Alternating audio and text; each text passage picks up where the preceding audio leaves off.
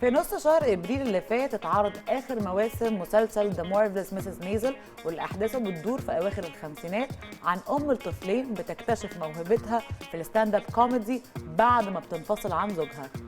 المسلسل من بطولة ريتشل بروزنهان وتوني شلهوب، وتركيزه على المشاكل اللي كانت بتواجهها السيدات في المرحلة الزمنية، خلى فيه تفاعل كبير من الجمهور الستات معاه حسب ما صرحت بطلته في التقرير اللي جاي. It's been really special to hear from young women how they've been inspired by Midge and her journey in different ways. I've heard young women who left their shitty husbands, go them, who quit their shitty jobs, who tried something new. A lot of young women trying stand-up comedy for the first time, which is so awesome and long overdue. It's been incredible to hear how Midge's legacy has already affected people, and I'm really excited to see how she lives on. Bittersweet, of course, because it was the greatest gig ever. The cast has had a long-running family text thread. I don't see that ending anytime soon. And, you know, we're off to the Cannes TV Festival after this, so we'll be hanging out there. Yeah, we're not going to ever say goodbye.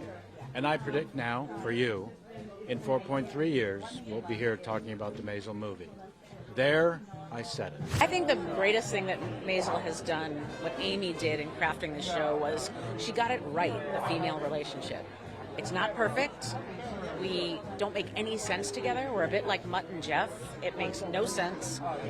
And yet there's just this chemistry. There's something that draws these women together, and they've got each other's backs. And it's not about finding a mate. It's about achieving something in their lives that they want. It's about filling a hole within, and they complete each other. You know, it certainly felt daunting because of the kind of scope of his mythology. But, you know, it also felt, you know, I can imagine, very exciting. I'm very fond of him, you know, I was prior to doing the show. So, you know, and the idea that it might help introduce some younger, newer people to this guy, that's an amazing thing to get to participate in. I hope I did it a modicum of justice. So we didn't know how many seasons it may go or may not go. Amy and Dan always had the final scene in their heads. They didn't know exactly how we were going to get there, but they knew where we were going to land. And I think we all, by osmosis, we all felt that too. I kind of enjoyed being in a world where there was no social media.